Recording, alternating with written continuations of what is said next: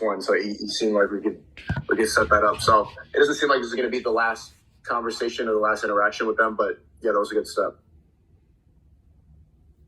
Hey, there you go. W Sneako in the chat. All right, cool. All right, guys, this is a live Q&A, so ask Sneako whatever you want, pretty much. And he's focused on his content creation, so that's the main focus of this Zoom call. So let her rip. Yeah, I got a question. All right, go ahead. So I mean, obviously, Sneako, I'm doing like a podcast and stuff too, but I'm trying to get everyone to do like their individual content. And one of my guys, he's getting into doing boxing content. Do you have like any advice in terms of like how to get ahead in like a certain niche? In terms of boxing content? Yeah, like we'll say specifically for this one, yeah, boxing content.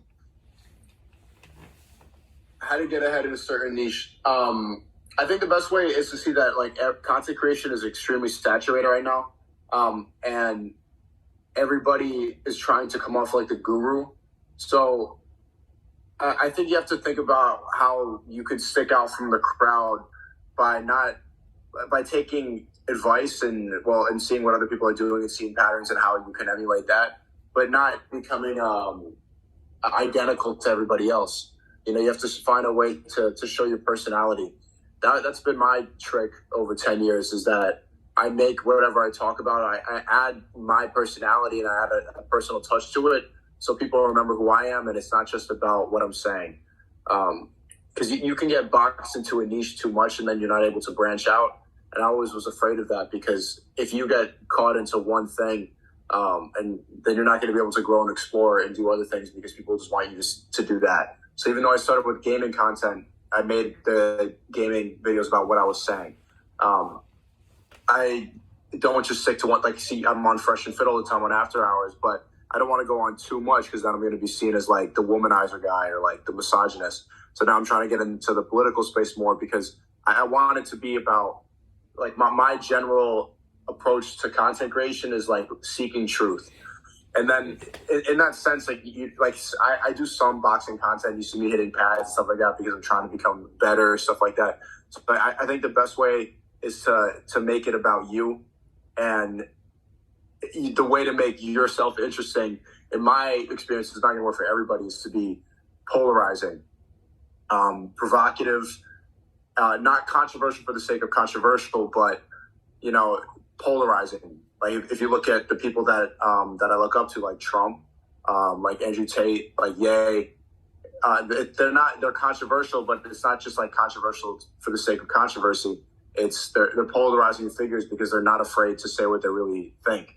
I think that's the best way to stand out in terms of content creation, because a lot of people are trying to fit the mold and don't really want to deal with the drama, don't want to deal with cancellation. But as long as you are overly yourself, and if you're extremely authentic, then you're going to stick out compared to most people, because most people are not really able to be that transparent without roadblocks coming up. Yeah, I mean, that's kind of my guy's thing. So his handle is called Billy Humilde. It's all about being genuine and authentic. So he's not claiming to be like a guru or anything, but it's about being like passionate about the sport and kind of teaching people the fundamentals and the basics through that way. Yeah, that's a good way to approach it. I'm sure that there's one thing that everybody in the call has heard about. They'd say like they say Sneako's a cuck, because I told like this embarrassing story about a swinger party from a couple of years ago, and I was just talking to Jadian about that. And it's funny that like people will always praise authenticity, and people always tell you to be more genuine. And that's what I was. Like, I've been overly genuine. And one thing that they tell you in the 48 Laws of Power is to hold your reputation extremely high. Like, you have to protect your image. Like, you have to really guard your image with everything you have, because once that image falters, or once you show a sign of weakness, then you can't repair that, because people's memories, especially with the internet, that will never fade. And I think there was pros and cons to me showing weakness and to me showing embarrassing moments, because now, in a way, I think I've gained people's trust when it comes to seeking truth, because I have shown that I am seeking, and that that I'm malleable and that I can change my opinion, which is rare on the internet, and I think is necessary if you want to be genuine and authentic, because that's the human experience, is that people make mistakes and we don't know everything. But a lot of people are afraid to show that. The cons are that you get called, people will insult you, people will use your moment of weakness to try to embarrass you. But if you're able to roll with the punches and you're able to grow from that, I think you gain people's respect even more. Yeah, no, I really appreciate that, bro. Yeah. We got to do that boxing content when I come out there, man. Oh, well, where are you, in Orlando? I'll see you next time you come to Miami, man. Yeah, no, I'm in Tampa, man. We're only like a 4-hour drive, so. Okay, yeah, let's do it. All right, bro. Hey, Sneako. Nah, go ahead, brother. Go ahead. I was going to ask you, so I see you jump on a lot of podcasts, and that's a great way of getting exposure, like you guys were saying. Like the Trump photo, it goes a long way with networking and showing that you're able to reach other communities. Do you charge people, or especially when you first started, when you used to do collabs, would you charge to go on those, or did you just call those podcasts or those people and you'd go for free? Or how did you get involved in more communities when you were just starting things off? When I was just starting things off, I wouldn't charge. A lot of the podcasts now, if they're up and coming, I do charge. My manager helps set that up. If it doesn't really, a lot of the time it's going to benefit them more than benefit me. So it just makes sense mutually for me to charge for that. But first starting, people are not really going to be incentivized to have you on their podcast if you don't have clout.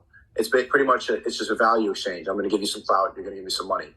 But first starting out, people have no real reason to bring you on a podcast. And I wouldn't think that that's the best way to grow, because people are not going to really want you on as a guest unless they see that you know how to do podcasts and that there's going to be some incentives to have you on. So I would create that content yourself until you get to that point. Okay, cool. Sneako, a quick question, man. So I'm a YouTube live streamer. I used to stream a lot on YouTube. A lot of my content, what it was based around, was attended Antifa, Black Lives Matter riots and rallies and stuff like that, and just showing media hypocrisy. Would you suggest to somebody like me, who's luckily never had any community guideline strike, to be more proactive on a platform like Rumble, or just run it with YouTube to get hit off of there? Yeah, I've seen your stuff, Adji. I think it's funny. I think you should keep collabing with Sonny. Keep doing your own stuff as well, but I think that the other people on the call, if you haven't heard, Fashy's been doing these collabs with Sonny Faz. He's a creativity kid professor.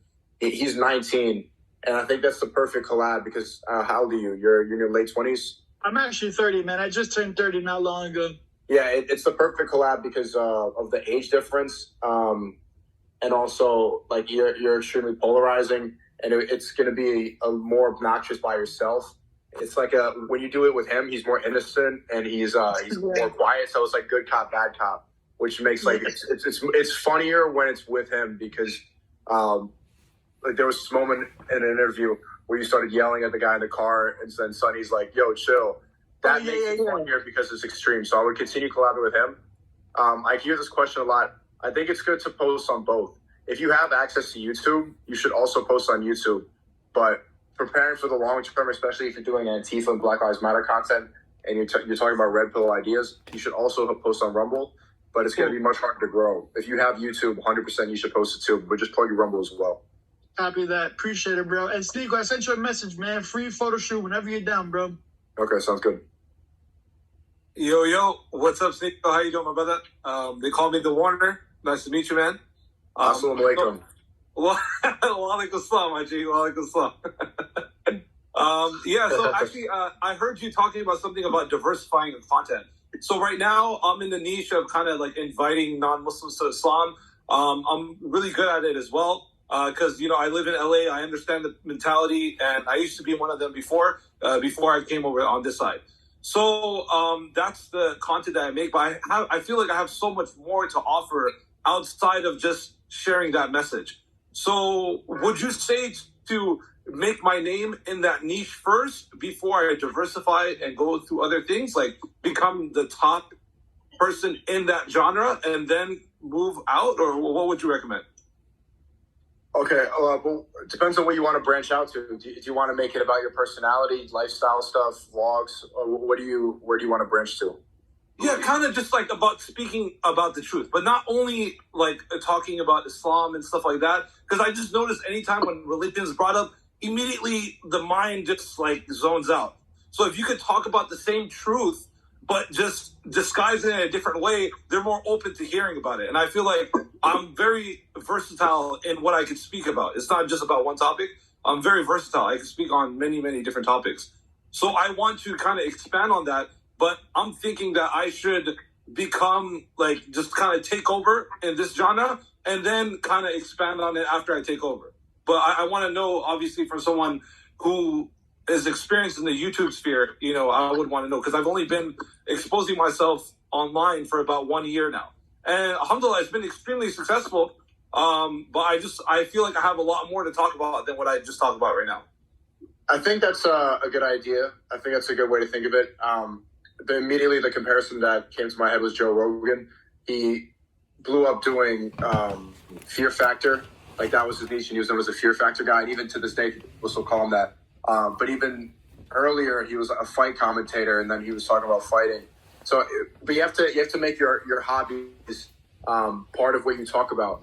I think the best way to think about it long term is blow up in your sphere, but make your other hobbies and whatever else you want to talk about known as well. So then you're going to attract different types of audiences.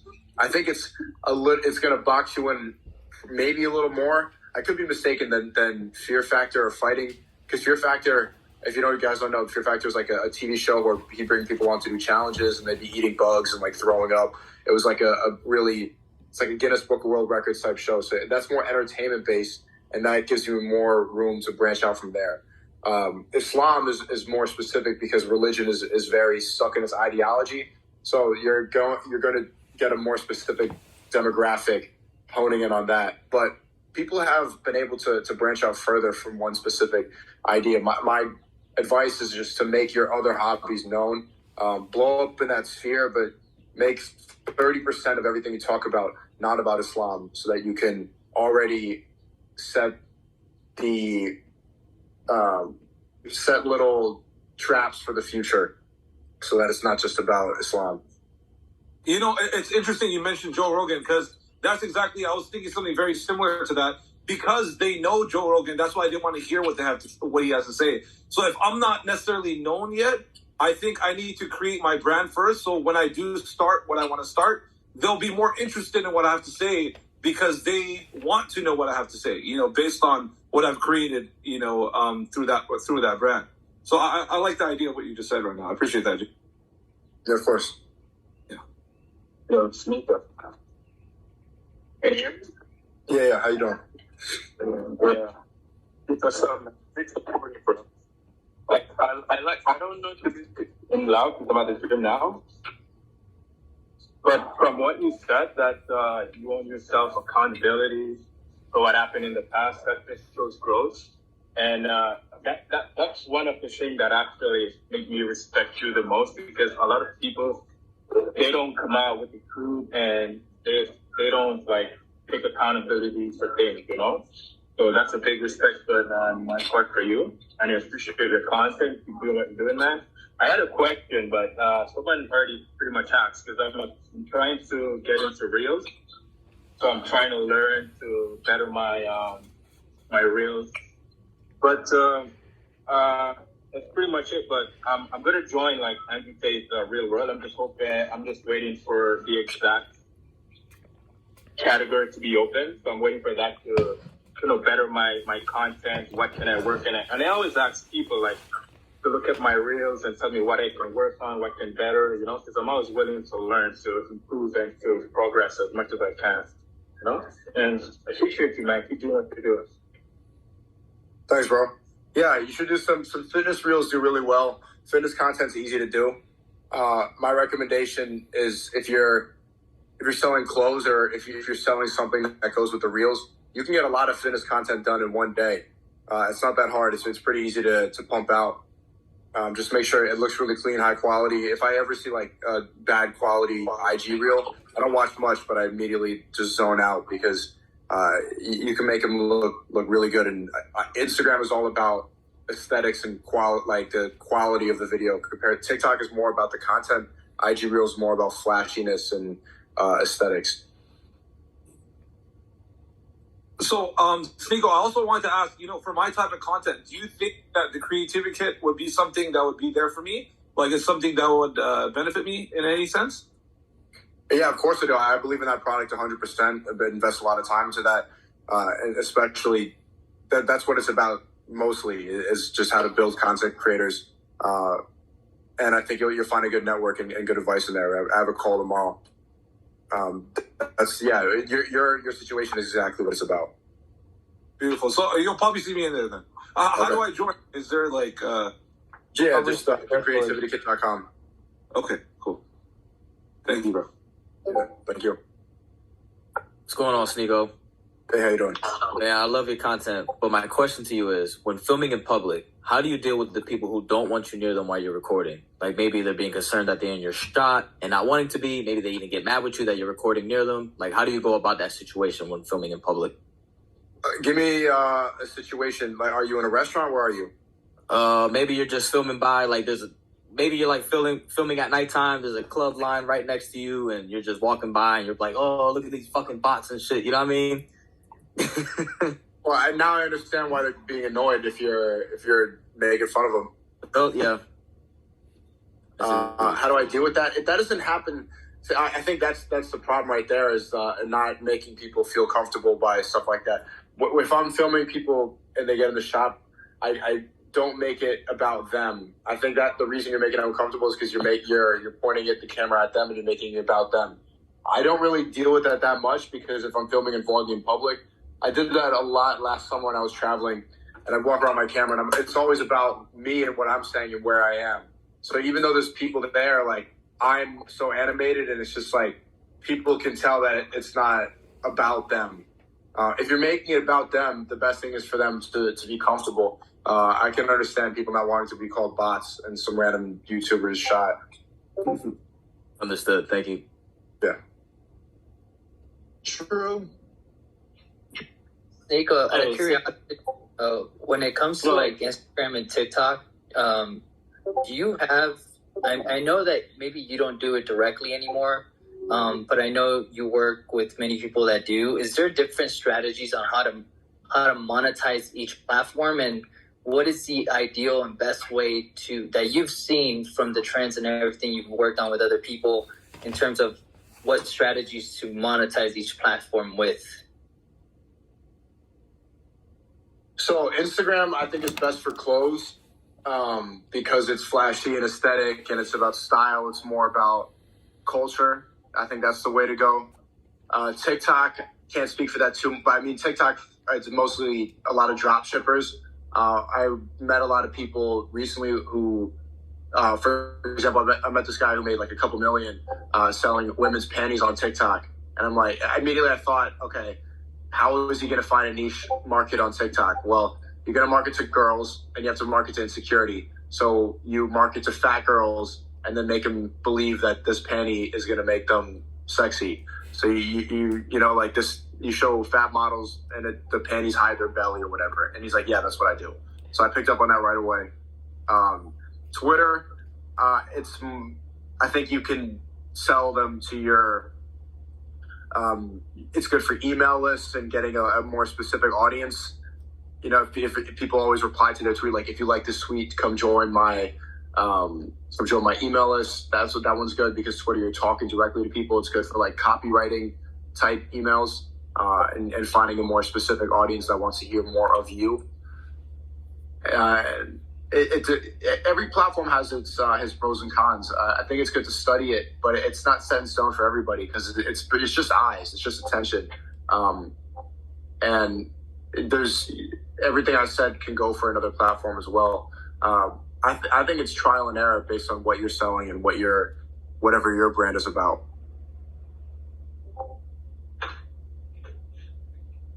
Yo, Sneako, can you hear me? Yeah, what's poppin'? Nice background. What's good with you, bro? I'm Rod Eric. We met at the 1 million party for the weekend. My one question to you would be, man, what would it take for you to get to Dallas? to do like a meet and greet. Yeah, I know that. Shout out to FNF Dallas. I want to pull up. Gideon just invited me to Houston to come to Texas. I think I'm gonna go on another trip soon. So I'm gonna tell you guys my content strategy right now. So I've been like in a lot of YouTube drama recently, and just a lot of drama in general. A lot of criticism from all these different people. A lot of gamers, and like I like to say, soy boys. So I don't really need to keep doing the daily streams. I was using my form of content, or my strategy for content is the cancellation was like, let me go drama mode. Because if I keep everybody on Twitch and YouTube talking about me, then I'm not falling off. And even though that is a lot of negative attention, that is a good strategy to keep people talking about you. And I think it worked. I think now, even though I'm banned on most platforms, I think I'm more relevant than I've ever been in terms of engagement. How many viewers I'm getting on Rumble. I think that this is a peak in a way, and I think it worked. But if I continue to do this drama nonsense, and if I continue to yell and say soy boy and say La Sanabi, blah blah blah, faggot liberal, then I'm gonna get boxed in to this, and then the criticism is right. And in a sense, I'm not even any better than the soy boys. I am not going to be better than them. And the whole point of this is seeking truth, that is becoming better, becoming like the best you could possibly be, teaching people how to make money, showing people an alternative path, not being the person who's sitting inside all day. So the strategy for the next couple months is to slow down in the daily streams and like don't do that drama stuff. Yesterday, Hasanabi was reacting to the Trump picture and saying that I'm a grifter, like a clout chaser, this stuff like that. So my old strategy would be like, oh, this fucking, I would just yell back and I would just insult him back and call him gay. But, I don't really care anymore. Okay. And so my strategy going forward is to travel, maybe travel to a place like Dallas. Like, they just gave me the video idea. I'm meeting up with people there. Think about that, the optics of that, like shaking hands, talking to these people. Like, maybe I go to the gym with some of them. So that's a good strategy. I would definitely come through, but that's my strategy now. I've been planning trips out to go to Europe, South America, and then show people what's possible when you make money online. Because I think that's the best lifestyle. Is to, if you want to make it out of the matrix, is to have a source of income so that you're able to be remote. You don't have to be location based, or you don't have to be location restricted. Travel all over, train every single day, learn, take different experiences from meeting people, and then show it online. So that's what I'm going to do for the next couple months. So Dallas definitely is a possibility. Definitely. So who would I need to speak to? Your manager? Like, who do I need to talk to at least get the process started, so that way we can plan it and then, go about it? Because we want to be able to host you. I got a whole team down here, and we want to be able to make sure that you're well secure, everything goes well, get the good footage and everything, and just make sure that you have the best time in Dallas. So I just took a screenshot so that my manager remembers your face. Can you DM my manager's name is Islam with an X, ISLXM. My manager at Islam, ISLXM on Twitter, Instagram. Okay, bet that. I'll hit him up on Instagram, but I'll holler at y'all boys, man. Y'all take it easy. CEO Network, we up. FNF Dallas. I have a question. Wait, can y'all hear me? Yeah, we can hear you. Oh, is that Grio? So, man, so my name is Grio. I primarily started to specialize in doing like parties and events. I was the one who did the 1 Mil Yacht Party promo and the FNF Dallas vlog. And one question I wanted to ask you, Shmiko, is that in the grand scheme of things, like, I kind of figured out that like consistency and providing value is the best way to grow and obviously build an audience. So, most of where I've been posting recently has been Instagram, but I'm starting to post on YouTube more to build that up. But in order to continue to have more growth, would you say that like using leverage, like from big accounts and manual engagement, like paying for ads, would be very helpful in making that happen? Because, I primarily started focusing down in parties, taking advice from people in the FNF Discord about niching down and like, go to businesses more versus going to people. Because in order for me to grow, obviously you got to make money, and I'm excited that moving forward, I just recently going to do some more cool, because you mentioned earlier on Instagram, it's all about, catchy and aesthetics, right? And one thing I'm gonna do moving forward is do like some cool FPV drone footage because to kind of like bring it all together. But what are your thoughts on that? Yeah, I think drone footage is going to look really good. That's especially for parties. I've never personally paid for ads before, but I'm in a different niche than you. I think that for party promo, that's a really good idea. If you get some cool drone footage, if I'm on Instagram and then I see some really extravagant looking party, even though it says promoted and it's an ad, I would watch it if it looks really clean. I think that that's a good strategy, especially because you could target the ads to be in a specific area. And parties are all about location, and you want to get people in the area. I think that's a good way to scale up your business. I've seen it be extremely successful for a lot of people. That story I was telling about, the guy who was selling panties recently, he got all of his marketing done just with paid ads on TikTok, and made a couple mil from that. So I 100% recommend that. Oh, okay. Yeah, and I was curious to ask you that because I'm primarily based out of Houston. So, like, if whenever you or Gideon come down here, I got y'all on anything y'all need and stuff, photos, videos, the whole 9 yards. And then I also work with Roderick and all that. I do his vlogging channel for, Bigger Nami. So, yeah, that's one of the things so pretty much in the grand scheme of things, I've been focusing on niching down in the entertainment world because I've started to realize in order for me to grow more, the main issue I have right now is that I have to just niche down so that way I can, in order to expand, I need to have more money coming in and being more strict about that as well. So I appreciate you letting me know, if there's anything else you think I could do that'll help it out more. Because, aside from the obvious things of having to challenge myself creatively, how to do better, never being satisfied, until I have this habit where until certain results happen, I tend to be very, very critical on myself. But it's a very thin line, I admit. I think that's a good habit to have. I think it's good to be really self-critical. Just my advice is don't get into the phase where you're overanalyzing what you're doing and not putting anything out. Social media is a really fast world and you have to be putting out work. The best way, it's actually really good to get instant feedback because you see the comments right away and it's pretty easy to tell if it's good or bad. You just look at the analytics and then just don't do that anymore. Instead of being the only person criticizing your work, it's good to take in the criticism from the world. So it's fast. Don't overanalyze too much. Make sure you continue to put out content. And another piece of advice, if you're doing party content, the secret sauce, one thing to remember, girls. If you just have girls in there, you're showing sex sells. People go to parties because they want to see girls. Girls want to go to parties where there's girls. It just makes really good content. It's why Fresh and Fit is successful. It's why a lot of the content that helped me blow up a lot was successful. People love the interactions between men and women. It's just it just makes for easy content. Even Fachi, I think he's still in here.